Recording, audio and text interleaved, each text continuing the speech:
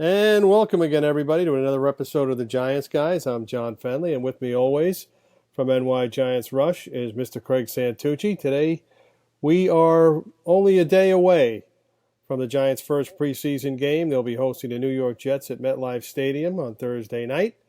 There's a lot to talk about there, and there's also a lot to talk about in the Giants' blogosphere and Twittersphere.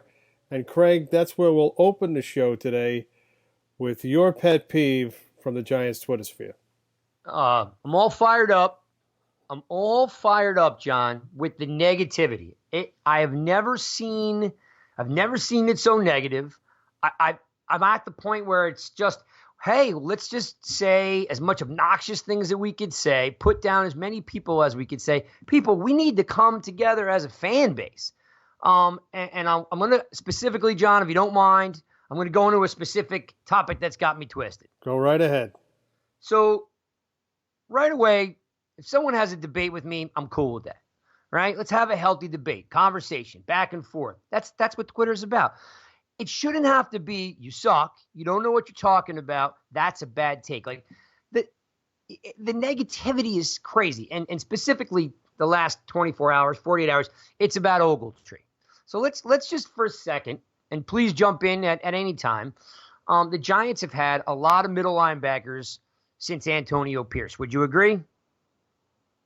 Yeah, I guess so. I mean, he's the last one that went to the Pro Bowl anyway, I think. Yeah. I mean, we've had, all different types of guys trying to make it from what was his name? Uga? What was his name? And then we had... I know who you're talking about. Yeah, and Beeson and all these guys. Listen, Ogletree has been in the league a while. Jonathan Goff and Spencer Paysinger, we've been through the mill. Yeah, we've been through a lot of linebackers because Jerry Reese didn't put any real thought into drafting linebackers for years. I think for years we've been saying, wow, we could use a linebacker. And then he did, he drafted Clint Sintum, and that didn't go well at all. No. And all those other guys that you talked about too, Greg Jones and Paysinger, and the only guy we had, was that had any salt was Blackburn, and even he was like, the journeyman of all journeymans making it happen. But he was undrafted. And undrafted, exactly. So listen, I understand that Ogletree is not fantastic. He's in the middle or maybe the back nine of his career. I get that, but for people that just want to be controversial on Twitter, it's old. It's tired. Last year Ogletree had what we would consider a down year from a pretty stout linebacker.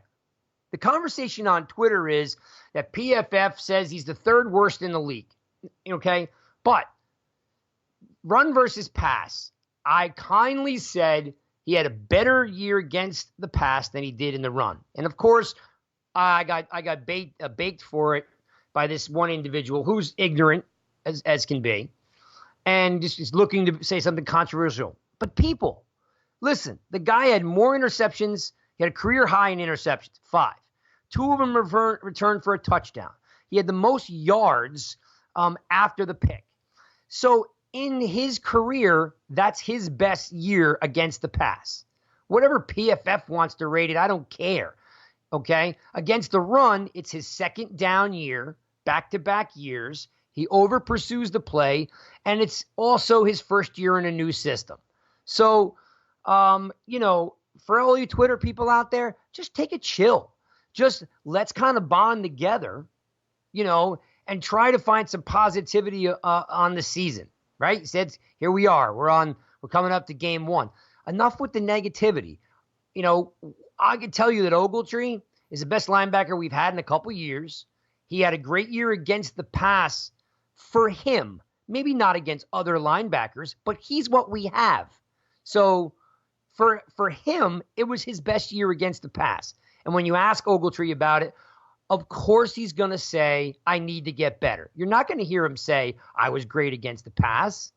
So I just, I wanted to get it off my chest that if Twitter has a problem, let's have a healthy debate, but constantly being negative and telling everyone you suck or you're terrible or the Giants still suck or you're clowns. It's old, man. It's a boring take. let's somehow be positive about something and kind of pull together because we look like a joke. I'm telling you, the Eagles fans aren't as bad as the Giants fans right now on Twitter. Yeah, first of all, I don't know why people decide they're going to start insulting each other on Twitter when they disagree.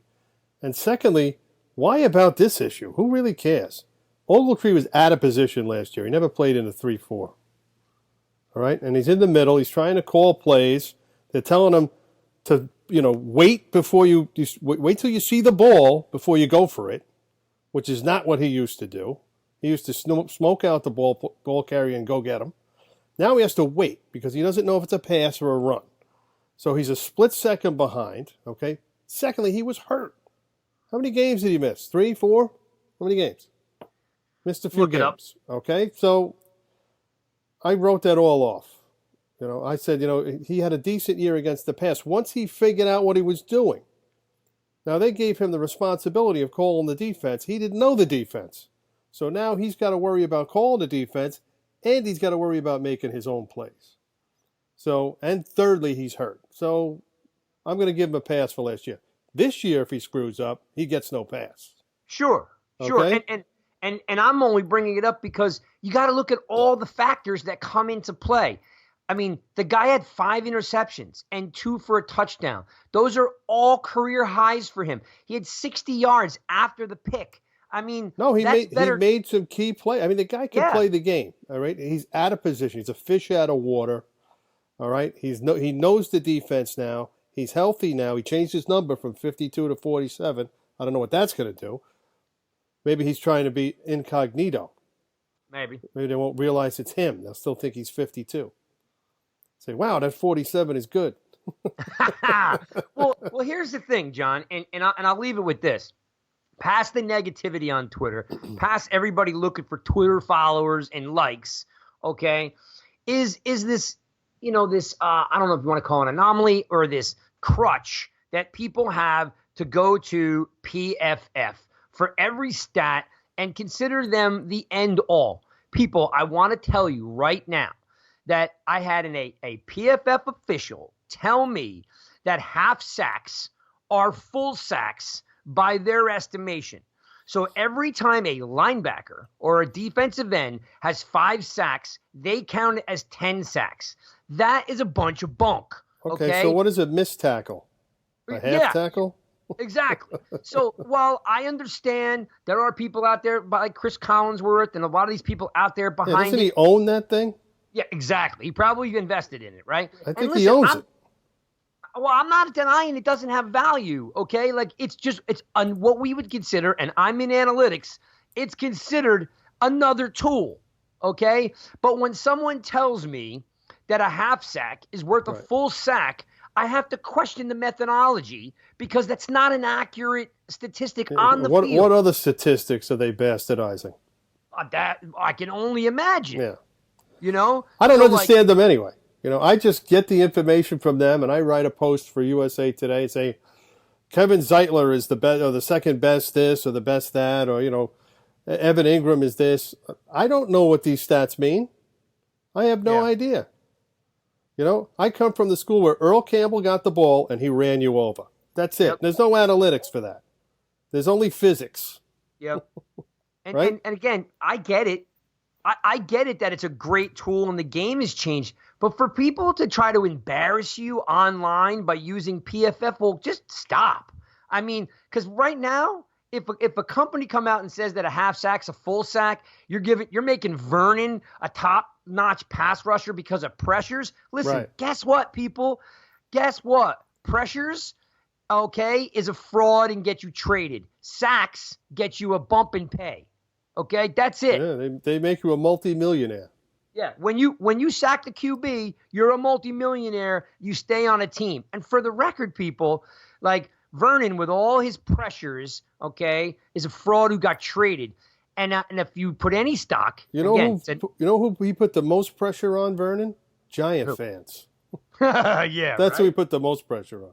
Well, how about this? Like JPP is now a Tampa Bay Buccaneer, right? Right. And whether you put how much a stock you put into the top 100 on NFL Network, it's still by the players, correct? I don't know about tabulation, but it's still voted by players. JPP, okay, who A, had a disc hernia operation in his back. 2, lost 2.5 fingers. 3, had a sports hernia. 4, was traded. His peers still ranked him the 65th most talented player in the NFL. He probably is. The guy's a phenom. I was there when he did backflips. It was insane. Yep. And again, he's always hurt and still revered by his peers. Vernon is not ranked. And I've for years heard about PFF's rank. So I'm going to sum it up by people. They're in 2 different classes, if you ask me. 100%. So I'm just tired of people, with snarky comments about, trying to put each other down. Let's do this. Let's go forward together and see what we have and then evaluate later. Okay? Because right now, none of us know, and there's no reason why there has to be all the negativity around the team. We're starting to sound like Jet fans. We're starting to sound like Eagle fans, and it's not cool. Young versus old, black versus white. That's because we had Jet and Eagle seasons the last 5 years. 100%. Well, guess what? That's going to happen when you win 4 Super Bowls and your GM decides not to put anything into the draft for 6 years, right? Yeah. You got guys resting on their laurels for years. But look, it is what it is. We don't know if Jones could play. Gettleman's only got 1.5 years under his belt. And we just have to let it unfold. And then all you Twitter people can be right. And I'll eat crow. But for now, let's try to keep it civil. Because at me with all your negativity, it's just going to get your ass blocked. Well, I get attacked on Twitter every day. They actually renamed my account Gettleman's burner account. Because, I'm like pro-Giants all the time. But I'm not pro-Giants all the time. I told the truth about what happened with Tom Coughlin. I told the truth what happened with OBJ. And the owners screwed up both times. So I called them out. Mike Francesa did the same thing, and they pretty much blocked him now. They haven't blocked me yet because, but I'm not as critical. No, actually, I don't think you're critical at all. I'm just telling you the truth. Tom Coughlin did not resign. He was fired. Okay? Because how could you go there and give a speech and say, I still want to coach when you're resigning from a coaching position? Right? Yep. He said it right there. He says, I still want to coach. But, I just can't coach here because they don't want me to. That's basically what he was trying to tell us. And with OBJ, that Tisch and Marrow wanted OBJ signed. They love those jersey sales. They love it. Oh, yeah. Of course. And Gettleman was probably sitting there saying, I don't think this is a good idea. You could just see it. Then what happens? They go into 2018. They stink again. They start losing. They're 1-7. All right? And then he gets hurt. And you could just see Mara passing by Gettleman's office saying, you know what, Dave? See what you can get from him. And that's the way it went down. I bet you $1 million that's exactly what happened. Yeah. Well, people don't realize, too, that, and hey, listen, if you're listening to the Giants, guys, I want to tell you right now, I've known John for, 10 plus years, maybe more, right? Yeah. I've played the game, so I know about at least a player's perspective. I've got season tickets. I followed the team, covered the team. I've done plenty of work and interviews with players. But John is a source, people. John sat in the stadium for years. He's still considered in the stadium. He can get interviews anytime he wants. Where is your best, and closest to the bone as possible? Outside your 5-6 beat reporters and your ESPN guys, your draft guys, we're giving it to you straight. So there's no reason to everyone to go off on us. Because, we're just giving it to you straight, and we're giving you a perspective on, hey, we know the team. We've been around the team. We've played the game for a long time. Hey, man, you don't have to like it, but you don't also have to, be all snarky and negative about it either. Because, we all want a winner, but being negative isn't going to make them win more games. I think that there's a lot of anti-Gettleman sentiment throughout Giants fans because it's just the way he is. He's a hard guy to deal with. He's always got a wise answer. He's got a lot of dubious moves in his career, a lot of curious things. He isn't good to players. Ask anybody who's ever played for him. Yeah, I know. The way he just releases players, You know why how come Belichick doesn't get that kind of reputation for letting guys go a year too early instead of a year too late? That's what Gettleman does. But then Gettleman will do things like bring in a Jonathan Stewart, which made no sense at all. Yep. Sort of like, this is my buddy from Carolina, and, he needs one more payday before we send him out and give him a Viking funeral. Yep. And I get it. Like, here's the thing. I do not, and I am very adamant, I do not like the stand-up comedy routine that he does. I want to, I can't stand it to the point where I'll turn him off. Okay? I don't like the cliches. I don't like pandering to the camera. I don't like anything it's not Rex Ryan funny. He thinks Correct. It's Rex Ryan funny. Rex Ryan is actually funny. Rex Ryan is funny. Yeah. You know what I mean? Gettleman is not. Yeah, and he went to 2 AFC championships, Rex Ryan, right? Now, Gettleman, he's an older guy, which none of us wanted an older guy. Like, I went out there and said, like, there were plenty of guys like Pioli that we could have had that were in their 40s and 50s, and we went out and got, a guy that's basically your grandfather. I get it. Well, the guy that people keep reaming me with is this Louis Riddick from ESPN.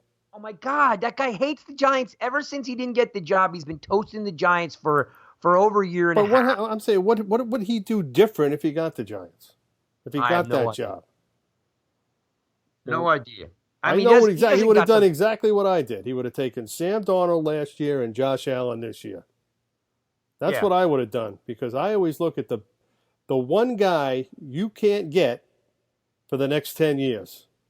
You take the unique talent when you're that high in the draft. 100%. And you grab the biggest bar of gold you can when you get in the vault. Correct. And I'm not defending Gettleman. I'm only saying that, like, overall, we could sit here and pick through the draft for the last 6, 7, 8 years, and they're all crappy. Okay? I've said this. You've said it. We've written about it. There are 47 players that Jerry Reese drafted that are now out of the NFL. So we can blame Mark Ross, his stooge. We can blame Reese, or we can blame Mara for keeping Reese. Either way, all of it. Reese, all of them together. They're all complicit, right? I agree. It's all of their faults. Yep. But we can't kill Gettleman when last year's draft looks damn good. Well, you could just say Barkley and Hernandez. You're looking at two of the very best players at their positions in the NFL right now. So you can't knock that. Now you got Lorenzo Carter coming in looking like the Incredible Hulk. I really do. I think Carter is going to be fantastic, and there's definitely, B.J. Hill broke a rookie record. Right? And then, of course, Lauletta, he could be the odd man out this year. Yeah, but guess what? If you keep two quarterbacks, he's done. He's out. Not only is he out, but do we care? No. we've had drafts where we were lucky to get one starter, and we've got 4 starters out of last year's draft, and this year has got some very similar feel. So, everybody's pissed about OBJ. Okay, fine. The guy put himself in this position. Well, okay. Everybody's pissed because they went one way with it, and then all of a sudden they decided to cut bait. And they don't think they got enough in return. And this was I sent out a tweet yesterday. This is a guy, Dov Kleinman, I guess he's an independent blogger. He has a lot of followers. He sent out a tweet saying that the Giants got Peppers and a DT for OBJ. And I said, correction. The Giants got up-and-coming safety in Peppers, who was also a returner, right? Yep. And I talked to Amani Toomer, and Amani said to me, he said, I went to Michigan, so I know Michigan football. I said, so do I. He says, he could play offense too. I said, you definitely, you're right, he can play offense. If they need him to do that, he can, because he did it at Michigan. And he did it at high school. He was a running back here in Jersey in high school. Yep. Okay, so then you got Dexter Lawrence, who, if anybody has ever seen him, you won't forget. You will not forget seeing Dexter Lawrence at 6'4" and almost 350 pounds. Okay? You cannot move him backwards. You cannot move him, period. he is just going to go forward. The Giants will get that pass rush up the middle. This guy's going to be a star. He's like a Fletcher Cox. Okay? I'm predicting it now. Then you got O'Shane Ximines, all right, in the third round. This guy, all he does is bat passes down and make tackles in practice. Yep. He's a rookie. He's a monster. He's built like Vernon, but he's faster. Okay? He might be a better football player. All right? And then you've got all that money. And here's where I had the problem with a couple of people. We used the money on Tate. No, we didn't. The money that we're going to get from Beckham starts next year. Not this year. Next year. We already bit the bullet on $39 million for Beckham this year, or whatever the figure was, because we had to eat his salary, right? Not his salary. We had to eat the signing bonus and the dead money. So next year, there's nothing on the books when it comes to Odell Beckham Jr. So instead of paying $15 million for him, we're paying other players. And by the way, just for the record, listen, I'm a dad who's got OBJ on my kid's wall, okay? Right. Like, I wanted to support that guy as much as anybody did, right? My kid loves him. I wanted to support him too. Now he's not here, and he can't stop being snarky to the Giants with every single turn he can. What does that say about him? I mean, it could say... That's what people look at, okay? If you've ever been a manager or a boss, what's the one thing that gets somebody fired? Talking about your company. Attendance. Oh, you mean on the field? He only played 16 of the last 32 games. All right? And I'm paying you like, you're Jeff Bezos. I can't do that if you're not going to show up for the games. I don't care why you didn't show up. You just didn't show up. You were hurt, but that's not my problem. Well, let's say I'm wasting money on this guy, and then all he does is off the field, just take side swipes at the team. I can't have that either. Well, that's my thing, is that while he's employed, he's taking swipes at the team. After he gets paid, he's taking swipes at the quarterback. Now he's not here, and he's still taking swipes at the team. So because there's two beat reporters in Cleveland to talk to. Yeah. Okay, instead of 30 here. Yep. But my point was that let's just say he's got 6 or 7 bad things to say. Imagine all the things that we don't know. Imagine the constant, dialogue that he has bad-mouthing the Giants over the years about whatever it is. Like, he's his own worst enemy. So I don't care he's not here anymore, because the guy's got nothing good to say about anyone. So, he talked his way out of town. He got it. So, people just need to let that go. But you know what? If he would have showed up every game, he would have been able to play every game and scored 20 touchdowns and had 1,800 yards receiving. We could have lived with it. But instead, that didn't happen. Well, I'm going to bridge that into something then, because the other major negative point that's being made on Twitter is the Tate thing, okay? Since we're talking about wide receivers. Right. Now, I really don't care why they signed Tate. I really don't. Like, I hope you may have a great point on it, great take. You may have some inside information, but overall, I do. Okay, and I want you to tell me. All I'm saying is, whatever it is, they signed him. And he's coming here as a 1 or a 2 or a 1A, whatever you want to call him. But I've got no compassion. I've got no understanding for what's happening right now. I got zero tolerance for a guy who just got paid and is going to get pinged for PEDs. I could care less what kind of excuse he has. Like, once I got more of this, first I was defending him. Then when I looked at the rest of the story, every year these players... Every year, he's not a rookie. Every year they tell you, do not put anything in your body without clearing it with the NFL. Your body is your job. You're getting paid for your body and your talent. And as you just said about OBJ, if you're not on the field, you don't get paid. This guy blew it. Well, he's not going to get paid. Beckham got paid when he got hurt. Okay. Yes. Tate if you get suspended, they dock your pay. Yep. So it's 4 games without pay. And he loses prorated bonus on top. for all I know, I'd cut him. I got no love for him at all. Like, you can't be that stupid. You just can't be. I mean, this is your career, your job, new team, big money, huge guarantee that you just blew. And you couldn't make one call. You couldn't figure anything out. If that's true, that you went out with a fertility drug, whatever it is, it doesn't matter. He blew it. I got no love for him. So I got to go back to Gettleman and say, dude, you're preaching about, character, and look what happens. Did you really, this guy's got a history of being a pain in the ass, for different teams, okay? Whether he's breaking into a Dunkin' Donuts or whatever he's doing, or whatever kind of relationship he had with Russell Wilson's wife or whatever it was. Like, the dude's got baggage. So if you wanted to get rid of one baggage, why did you sign another guy with more baggage? All good points. I don't have any answers for that. I mean, he's not a 21-year-old rookie. He's a 31-year-old veteran, right? There's no way he should be putting anything in his body, period. They tell you that.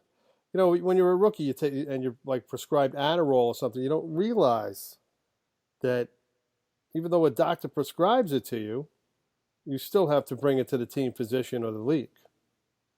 All right? They don't know that, but he should definitely know that. I think he tried to slip one past everybody. I'm not only is he a bonehead, this is like, again, I'm not killing Gettleman. I'm fine with Gettleman, not on every point, but like, he just brought a guy in with more baggage, and he proved to you he was a bonehead. Right. So, like, why did he even go that route? Now, I don't know what receivers were out there, but, like, right now, I'm sorry. There's not a lot of receivers out there. There isn't, but I do know, and I do understand the game runs on economics. And for all you people out there that say, do this, do that, the game's about economics. Once you people understand that the game runs on economics first, you'll change your point of view a lot. But right now, whether you, John, or me like it, there's no reason why Crabtree and Garcon aren't in camp trying out. Crabtree had a deal with Garcon is kind of at the end, right? I mean, Crabtree really isn't. But we need a guy to catch the ball the first 4 games. So I'm just saying you're going to give him a league minimum, which is $550,000, right? Crabtree doesn't want the league minimum. He just told Arizona to stick it. Correct. But that doesn't mean they can't give him, a little bit more. I mean, like, Crabtree's going to... Do you really want him? It's not that I want Crabtree. It's that there's no one to throw the ball to. And at least I can know if Crabtree lines up, he knows what a professional receiver has to do with game experience. He's been a number 1 and a number 2 on two teams. I agree. If he was let me tell you something. He was any good, he'd be on New England or someplace if he was any good, believe me. If he still had anything left. But you think for a minute that we're okay going into the season with Shepard Part 2 and Fowler? Like, it's just... Wait a minute. Russell Shepard is a pretty good receiver. He's okay. Yeah, okay. Alonzo Russell is pretty good, right? Now, Slayton isn't on the field. Now, that's a problem, the rookie, because he's got a hamstring. He's missing out. And if he doesn't get back soon, he's going to be in trouble. What's a guy from Monmouth? Was it White Jr.? Reggie White Jr., right? And they signed this T.J. Jones. It's not a professional football wide receiver core. Not at the moment, no. So what do they have to lose by giving Crabtree $1 million? They don't want him. You cut him. They don't want him. Garcon lost a step. Had to. But he'll still catch the ball. Washington doesn't want him back. I agree. Or San Francisco. But here's the thing. It's the old adage that I'd rather have him than not have him. Those are teams that have a lot of cap room. Who dumb? San Francisco has a ton of cap room. They could sign anybody. They don't want Crabtree back, and they don't want Garcon back. Yeah, but they didn't lose their number 1 and their number 2 wide receiver either. Well, they're looking for receivers always. No, I know, but all I'm saying, John, is this, and I appreciate your perspective always. I would rather get a young guy, a cheap guy who's hungry, than get some old pain in the ass receiver who's going to probably break down, right? the guys, if you're not on the team now, the first week of August, when you come in and you start to work out, you're either going to do the Des Bryant and get hurt, or you're going to cramp up and you're going to be on the sideline and you're going to be useless. But there's no one. The Giants can't go into game one with who they have. Why not? So because they're not good enough. They're just not. You know what the plan is. No, I don't. Tell me, please tell me something good. Here's the plan. You're not gonna like it. Okay, they're gonna go at Latimer, who everybody likes and is having a good camp. Or Shepard. They're gonna go with Sterling Shepard. Also, he'll be healthy by then. You hope so. Well, he's been catching passes, which is ridiculous, by the way. Yeah, he shouldn't be catching them at all. But they said they had to take him off the field on Monday because he tried to catch a ball with two hands. I mean, that's just dumb. Well, he had been catching the ball with two hands, but he shouldn't have been. And he shouldn't have been out there catching passes at all. He had the yellow penny on. Thank you. Running around. That means don't throw me the ball and don't hit me. Yep. Or try to, put me to the ground or whatever. So that aside, they'll have them two or them three. They'll also have Fowler. They'll also use Ingram in split sets. They'll also use Barkley in split sets. Barkley is going to be a receiver. He's going to run the ball. They're going to use Barkley exclusively. The dude's going to get beat up. Well, that's the price you pay if you want to be a superstar. I hear you, but I'm well, you said a young guy, and I'm cool with that. But what young guy can I have? Because I don't know of any. Well, some of the young guys were Slayton, okay? Alex Wesley is back. You haven't seen him play at all. We want to see him play. The kid from Northern Colorado, the undrafted free agent. All right, so he started off on PUP, and now he's off PUP. He's been working out. He's been catching passes in team drills. Let's see how everything works out. I'm rolling the dice right now. I'm going to say something that I'm going to catch a lot of flack for, right? But I just know how this stuff works. Is take a guy like Jordy Nelson, okay? Jordy Nelson, they don't want to pay him. He comes off the knee surgery from Green Bay. He has a decent year. They don't want to pay him. They cut him. He goes to Oakland, right? Right. So here's a guy that busted his ass, who was all about work ethic, was never like a diva receiver, right? He goes to Oakland for a year. They realized, he lost the step, and he's done. I am very, very confident that Jordy Nelson could catch 70 balls on this team. He won't pass his physical. Well, that's different. That's why he's not on any team. Well, he retired, yes. He was forced to retire because, no doctor is going to say that knee is good. No, we're not going to do it. See, I would explore it. Maybe he doesn't pass the physical for Green Bay or Oakland. I don't know. If it is a need, Oakland takes everybody. So if you don't pass their physical, Well, he's got Antonio Brown. They don't need Jordy Nelson. I'm only saying I need a guy that could be a number, that could catch some balls. We're hoping that these guys could catch balls when the light turns on. They look good, to coin your term, they look good in shorts and T-shirts. Right. Okay? But when Landon Collins is looking to lay giant wide receivers out, I don't know if any of those guys could take a hit because all the guys you named either drop the ball or get hurt. Well, no. I think I named three pretty big receivers. Latimer and Fowler are pretty big guys. But Latimer went down. And so is Alonzo Russell. But all these guys haven't proved anything. I'm just saying, here's the chance. Yeah, all right. Let's see what happens in the preseason. And let me tell you something. If somebody becomes available, they'll get them. They'll pick them up. But you're not going to take, the bad seeds out there. If no one else is biting, New England will take Josh Gordon back before they'll take any of these guys. Yeah, I hear that. So, here's a guy who's on the commissioner's list, trying to get reinstated. Nobody wants Crabtree, all right? And Garcon, I think, is done. He can catch the ball if he's standing still, maybe. I don't think he can play anymore. That's my thing, though. If you brought him into camp, what would it matter? You could still cut him.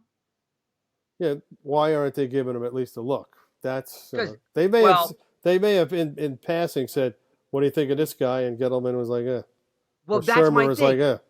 But that's what kind of You to know? come full circle is Gettleman pulling a Gettleman right now. Like, is his ego way too much in the way to bring some of these guys in? You No. know he hates veteran receivers to start. You know he does. Yeah, that's true. I Well, mean, his MO is I don't want any veteran receivers. that's true. He doesn't, and he doesn't have any except for Tate. So that doesn't make any sense either, did it? Nope. So let's just see how it goes. Tate's going to be suspended. He had his hearing yesterday. It takes a couple of days for them to process it and come up with a decision. The judge laugh at him. So Friday, Monday, you'll hear that it's been upheld. They won't reduce it. It's either all or nothing.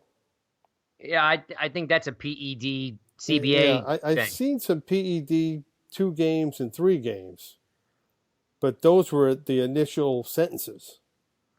Okay? Yeah.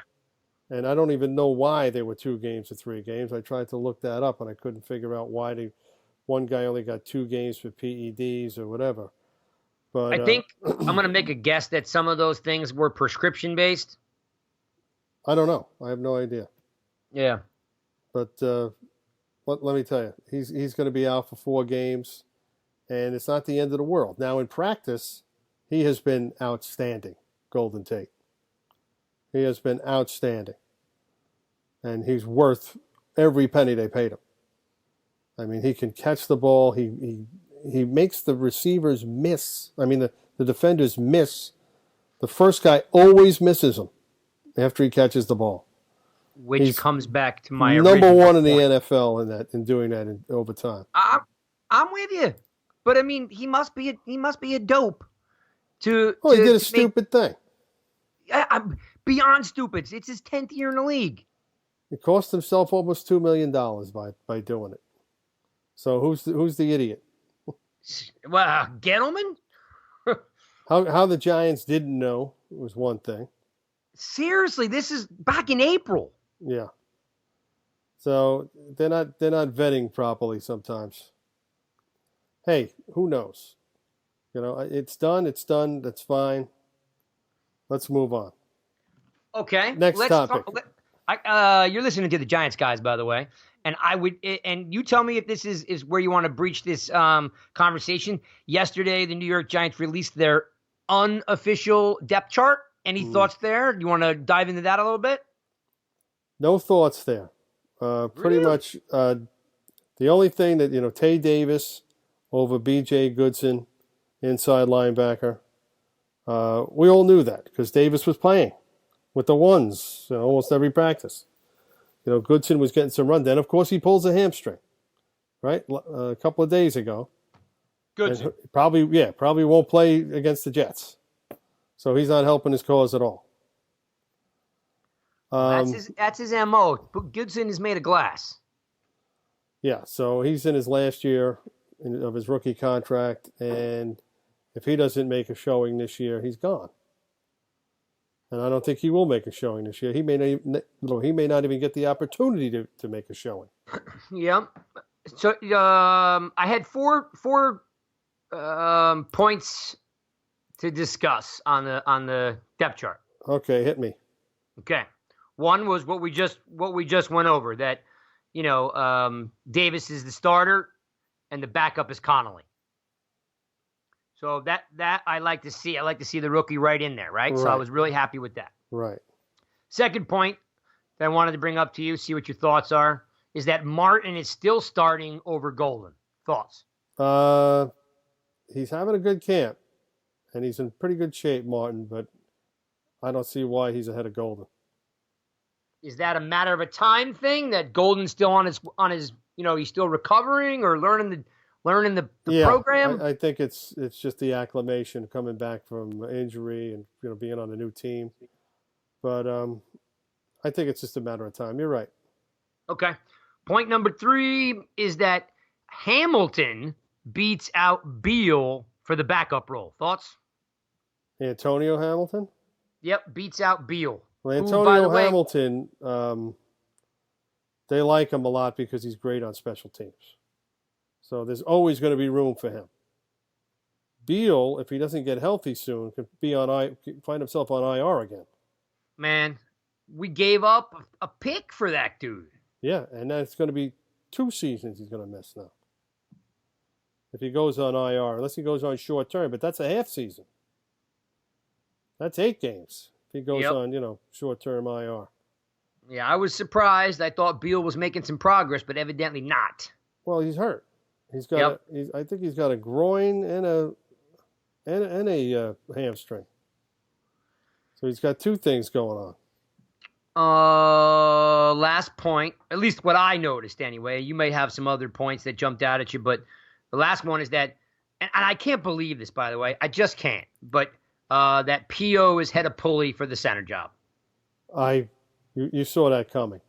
Because of the way Gettleman talked about him, the way Sherman's talking about him, he was always, as soon as he was healthy, he was always going to get the first shot.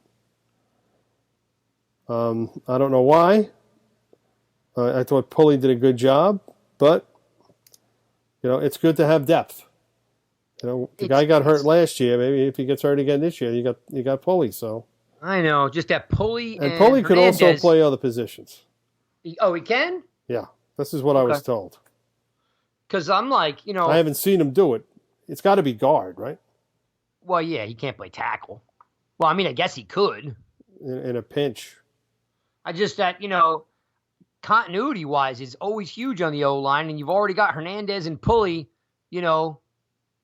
having some symmetry there, and I just figured, hey, why not we keep the 2 starting guards we had last year? I mean, center and guard from last year. Yeah, but, they decided they wanted to get Zeitler, and I think it's a good move. Well, again, if you had Hernandez and Pulley who played most of the season together and then Zeitler, why go with 2 new guys, 3 new guys? See, that's my thing I don't understand. You're going to go with a new right guard with, what's his name, Remmers.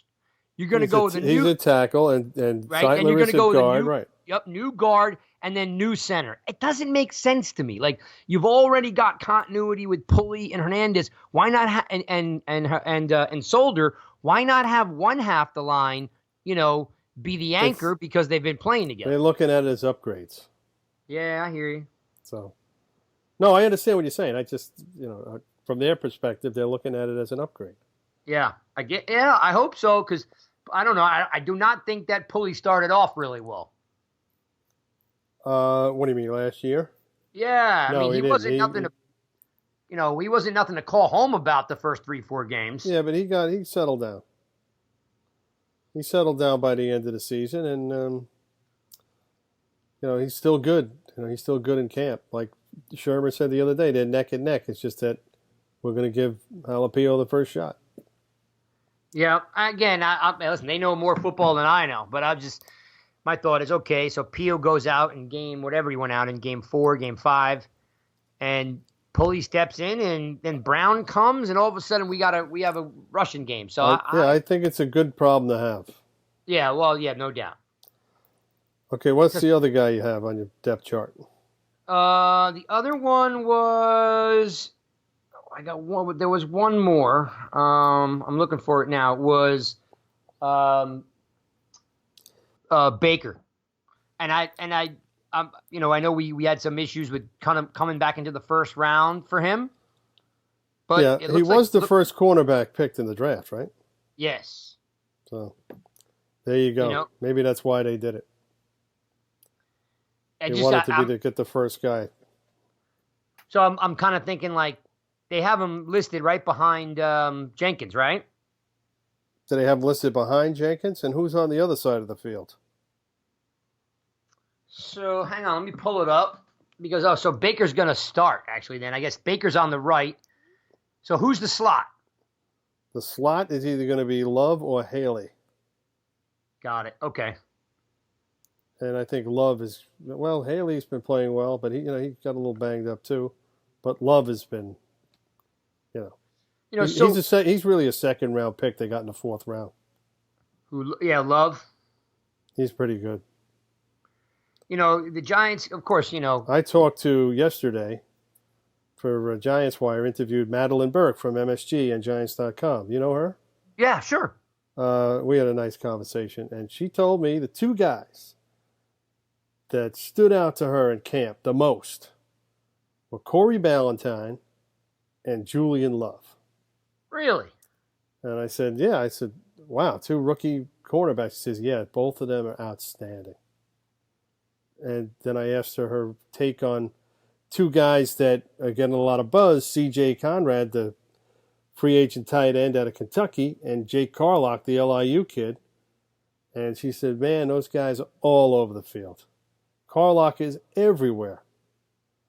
The Giants are playing him at long snapper. They're playing him at linebacker. They're playing him at, in nickel packages as a defensive back. They're playing him as an edge rusher. The guy's all over the place. He's like Brad Van Pelt. That's a good comparison, right? Well, he's not as big as Van Pelt. He's probably not as good, but this guy has got a motor that just doesn't stop. And when it comes to final cuts, that's the kind of guy you just can't send out of the building, in my opinion. Let's see how he does in preseason. You know what I'm saying? If he's all over the field and he's making tackles left and right, you can't let a guy like that go. Other teams will see that and they'll be like, "Wow, let's pick this guy up."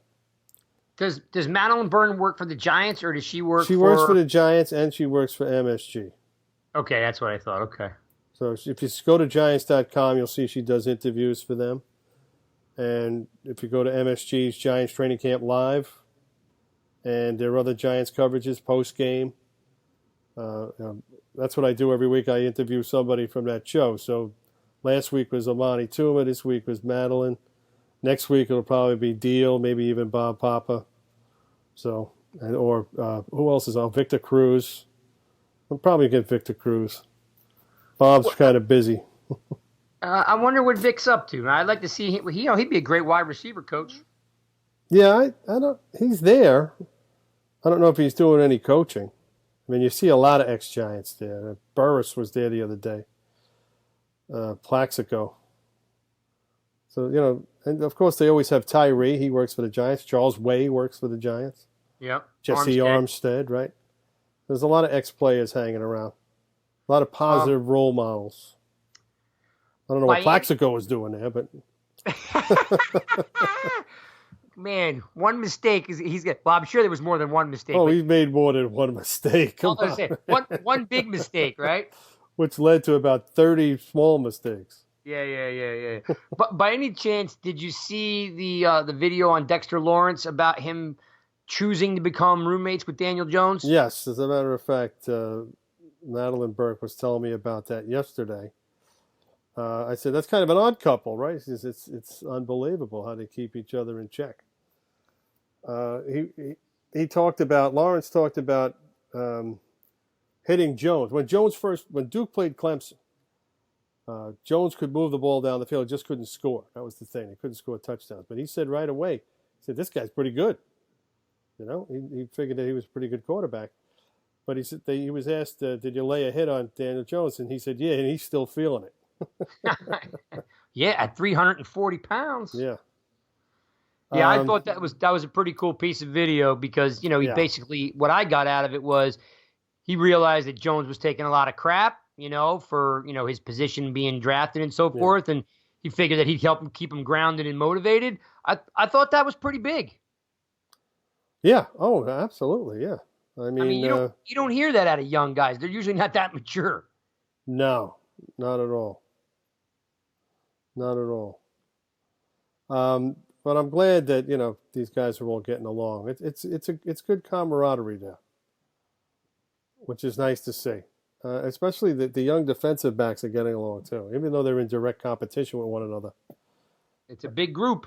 Yeah, it's a big group. They're all hungry. They're going to need somebody to direct them. I've got some Twitter questions that we've got to get to. Okay, bring it. Okay, let's go down to the first one is from a guy by the name of Gettleman's Funny Bone. Okay. All right. I know you don't find that humorous.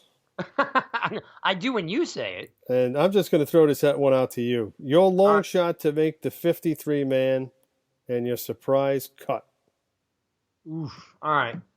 Kind of early to be calling that. We got to see Yeah, preseason yeah. here. All right. So the Giants have 6 tight ends on the roster right now. Yeah. You can't carry 6 tight ends. Right. So if I look at the history of the Giants, I guess my surprise. What the first part of that was what, the surprise to make the The team. long shot to make the Long shot. team Okay. and your surprise cut. Yeah. So the long shot, I would think, and it's interesting because I think would be Conrad, because I mean, you've got 3 tight ends that are, with Simonson, who basically nullified, Mack in the Chicago game last year, Yeah. proved his worth with 1 game. And of course, Ellison is your best blocking tight end and fullback, which also we know that can, catch the ball. And Ingram is your wide receiver / tight end. I would think that it's going to be hard. A surprise cut could be Conrad. You're not going to carry 6.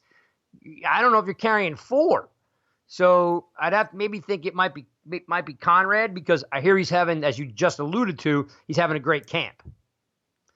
So Yeah, he's there's no reason to cut him. Yep. So that would be my surprise cut, because you really aren't going to carry 6 tight ends, and I doubt you're carrying 5.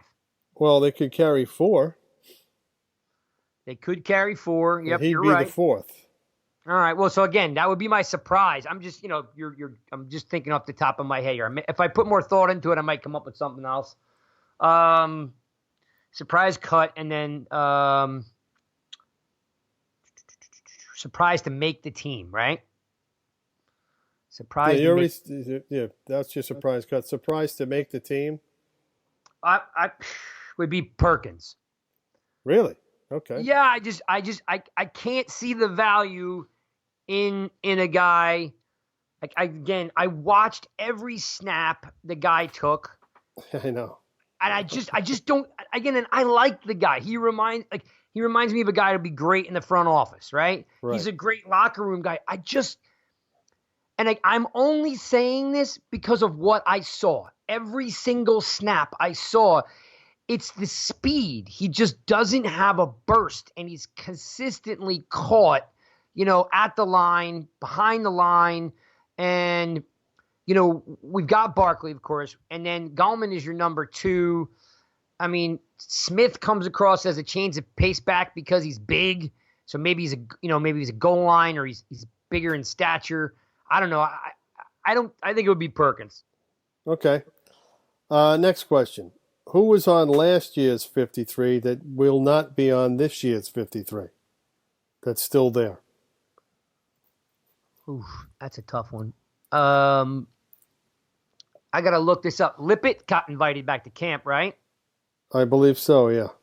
That would be my first, because he was a late ad last year when they were just decimated in the defensive backfield. Correct.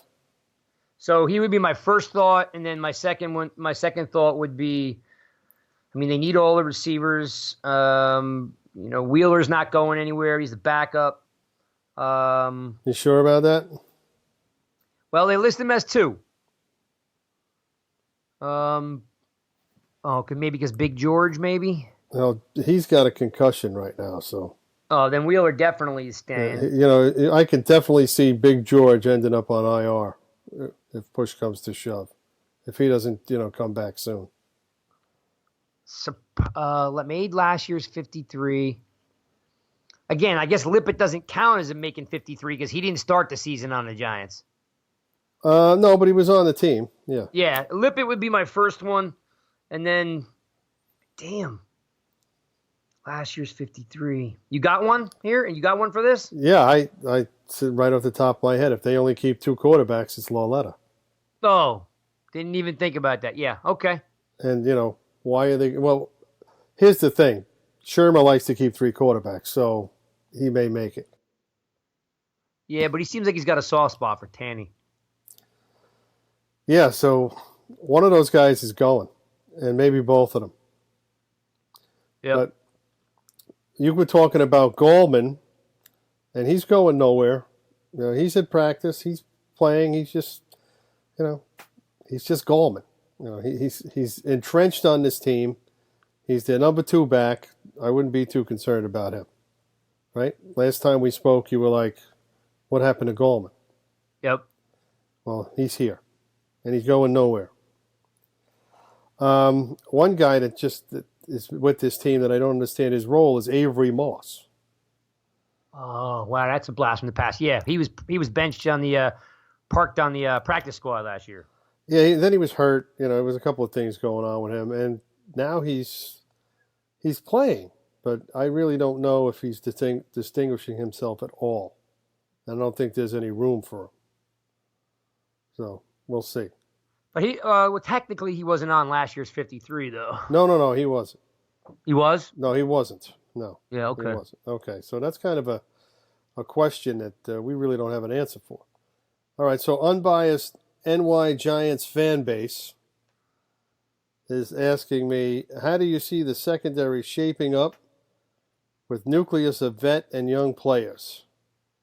Has Beal's chances of starting been diminished by his injury? Yes. And will Betcha be using a rotation in games? Wow, that's 3 questions for one, this guy. 3 for a quarter. Man, he's trying to eke out everything he can. Well, we already alluded to the fact that these guys seem to be pretty a tight-knit group. They're getting along real well. Right. Baker and Jenkins, Bethea, Peppers, your starters with Michael Thomas, don't forget. with Michael Thomas, and Haley and Love being your close second and your nickel and your dime guys. Yeah, there's a pecking order there. They're going to look to the veterans, Bethea and Thomas, and it's working well already. So. Yeah, the odd man out right now is Beal if he's not healthy and he's not on the field. Right, and it's not because of his play. I mean, No. when he was in there, he was doing fine. He was okay. Yeah. That's what I alluded to before about Lippett. I don't think there's any room for him with.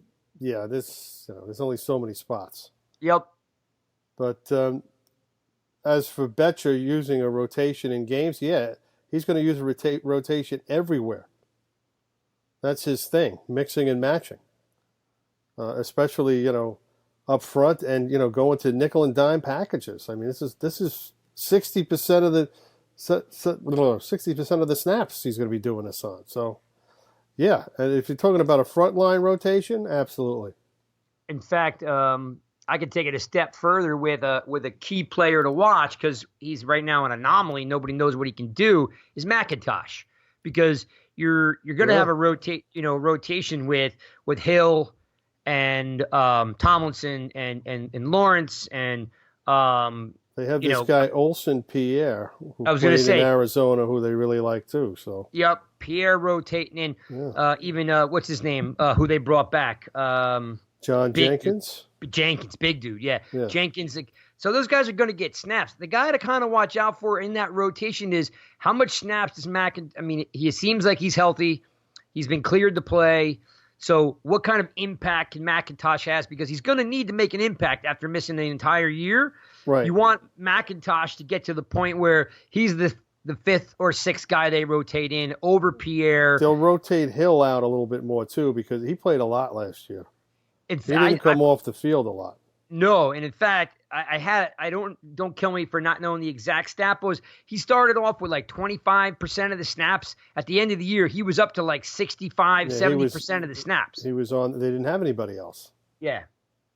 He's and don't get me wrong, the kid can play. I'm a big fan of what he did last year. I think he gets even better this year. But McIntosh is a guy to watch. You're right. I think that with Tomlinson and Hill with less snaps, they'll be fresher in the fourth quarter. I think it'll be a much better defense. Well, Tomlinson playing at his natural position. He's not a nose tackle. Right. I think it'll all be good. It's all going to work out. So yeah, definitely rotation, and we'll find out who it's going to be because Pierre, Jenkins, and McIntosh are all basically after the same snaps. Again, like I said, they they've got a lot of possibilities on that line, which is good, especially for this coach. He likes to run different types of looks, and he's got different types of players to do it with now. Where does Zimenez come in? Where does Golden come in? Zimenez is actually Are they going to line up as outside linebackers, or is he going to line up as a defensive end? Is he going to be like a Chandler Jones? So they have him listed on the depth chart as the backup to Carter. I'm like, I would bet that by at least the middle of the season, he's got Carter and Zimenez on the field at the same time. Oh, yeah. Because right now, you have them listed as 1 and 1A or 1 and B. So basically, Zimenez is the backup to Carter. I don't even see that. Like by mid-season, you're going to realize how dynamic, Carter is and how fast Zimenez is. They may move Zimenez to the Will or the Sam, the Strong, and have them in there. I can see that happen. I mean, I know they have Martin and there's another guy. You got to Martin and Golden listed as the Strong, but at some point I could see him. I guess to answer the question about rotation is I could see Zimenez and Carter being rotated in at the same time to get some more speed. Yeah, I don't see. Well, I see Ogletree getting a lot of snaps. I mean, because he has the headset, he's going to be on the field. Yep. Jenkins will get a lot of snaps. He'll play almost all of them. You mean Janoris Jenkins? Yes. Or yeah, Jack Rabbit. He'll play most of them. So will Ogletree. I don't think he'll come off. Maybe one of the safeties. Well, both of the safeties will play 80 to 90%. Probably more. I could definitely. You've got to have that. You've got to have that continuity out there. And then everybody else is in and out. Yeah, I would think Hill, Ogletree, Jenkins, Bethea, Peppers don't come off the field. Right. That's going to be your core. And that's how the defense is usually run. So everybody else is a rotational player. Unless they want to keep Hill out there. Because first of all, you don't have a better guy than him, I don't think, to play his position. No. And secondly, if he has the stamina, let him go. Yeah, and the guy, what did he do? He broke a sack record for defensive tackles last year, right? Yeah, rookies. I mean, he was like the surprise of the team last year. Who, Hill? I thought so. Yeah, no, they thought he was good when he came in. I mean, North Carolina State, all 4 of their down linemen, their defensive linemen, got drafted. Bradley Chubb was the first one. Yep. So, I mean, they had a good defense. And, Hill, a lot of people said that Hill was, held his own on that team. He was one of the better ones. So I agree with that. Yeah. So they got a good deal out of him in the 3rd round.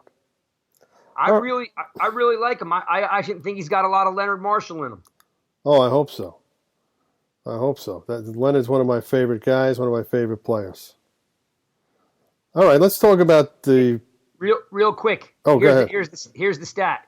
B.J. Hill, 58.52% of the snaps. So he's in 60% of the time. That's a lot for a 3-4 lineman.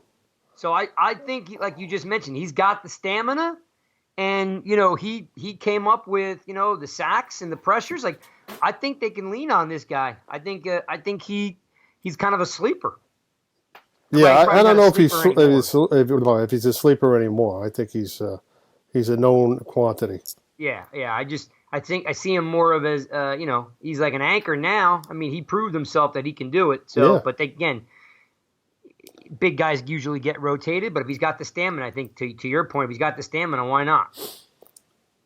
All right, so let's talk about the Jets game coming up. It doesn't really matter to me that it's the Jets they're playing. I don't care who they're playing. It's a game. Right? Yep. I don't see, this is my take from it, I don't see Eli playing a lot. I don't see Saquon Barkley playing a lot. Everybody else I see playing a lot. And unless guys are hurting. Like the offensive line, they'll let them play a series or 2 just to get their beaks wet. And then I think you'll see all the subs in there. I would be very shocked if they played their starters extended amount of time. You won't see Shepard play either. No. He's not going to play. We already know that. Sterling Shepard. Sterling Shepard, right. The other Shepard needs to be on the field a lot. Yeah. So we'll get to see a lot of the young guys. We'll get to see who's what, and the Jets have a lot to prove too. Remember, they were 4-12 last year. They have a lot of new faces. They have a new coach. They'll be trying new things. And, I don't know how much Le'Veon Bell will play. He hasn't played in a long time. He hasn't played how long has he missed a whole year and even time before that, right? I'm not sure. I mean, he should have fresh legs. I'm sure they give him some snaps. Yeah, I mean, you got to put him on the field at some point. But we'll see how he looks. But I don't see Saquon doing a whole lot. There's nothing for him to prove. You know what I'm saying? He's right out of the box. Put him in a glass case. Save him for game day.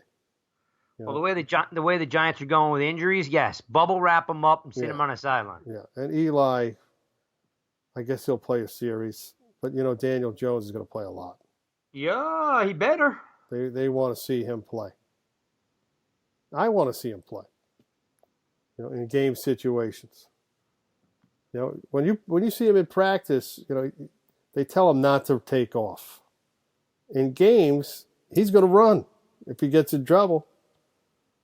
In practice, he's not going to do that because that's not the play. The play is to throw the football, and you're not going to get hit. So you're going to be able to throw the football. So that's that. I mean, for the Giants-Jet game, I mean, I think it's solidifying these backups. It's, especially with the wide receiver core, getting, hoping that Jones, Lauletta, Tanny, whoever's in there can move the ball around. So 5 or 6 different guys see catches, because nobody knows what these guys can do with the ball in their hand.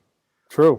True. Somebody has to be able to catch the ball and then have yards after the catch. Yes. So this opportunity for me is just to see, okay, what can Fowler do? I know you're big on Fowler, so I'm trying to give him the benefit of the doubt. I'm not big on him. I just think that people write him off, and you shouldn't be writing guys like that off because they're professional players. I mean, and that's fair, and that's more than fair because right away I write him off because I just I remember the Preston Parker days and the some of these other guys who made the team and played, and you're like, what? Come on, these guys can't play.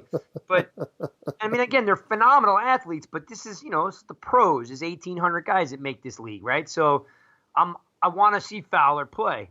Catch a ball. I want to see him run. I want to see him run in space. I want to see Shepard play. I definitely want to see Latimer literally look like a number one. Because the thing about Latimer that gets me is he seems like he has all the tools and everybody likes him. But when you look up his stats, he's never put it together. Yeah. Like, I mean, and that shocked me because when I looked up his stats, they're non-existent. So, but when he's always been hurt. Yeah. He really didn't dedicate himself to being a professional either until he came here, which is kind of hard to believe. His head wasn't in the right place. So now it is, and you're going to see a different ball player out there. Yeah, I'm curious to see because, this is the time for me just like whether who's throwing the ball almost doesn't matter to me. I just want to see what these guys can do because the quarterback's going to sit on the bench, but the receivers are going to start. Oh, yeah, they're all going to play. All right, so that's all I have for this week. What else you got? So we'll be firing up here.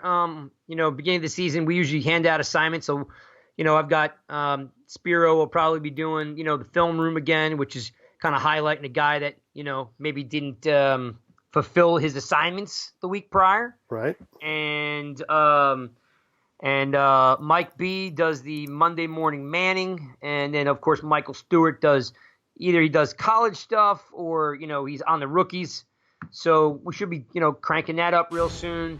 You can find, check out nygiantsrush.com. Always good content up there. We're always looking for good writers. If you have the time and you'd like to voice your opinion.